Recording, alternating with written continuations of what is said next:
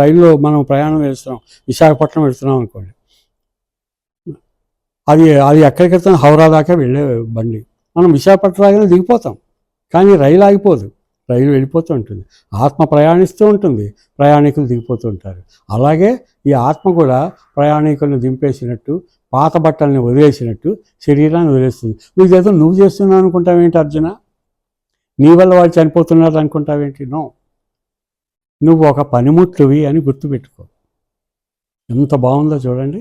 వాసాంసి జీర్ణాన్ని యథా విహాయ నవాని గృహ్ణాని నరోపరాణి తథా శరీరాన్ని విహాయ జీర్ణాన్ని అన్యాని సంయాతి నవాని దేహి నయనం చిందంతి శస్త్రాన్ని. మరి ఆత్మ అంత గొప్పదైనప్పుడు, ఆత్మ ఎంత గొప్పది? నయనం చిందంతి శస్త్రాన్ని. ఏ ఆయుధాలు, బాణాలు, విలుకాలు చేసేటటువంటి ఈ అనేక రకాలైనటువంటి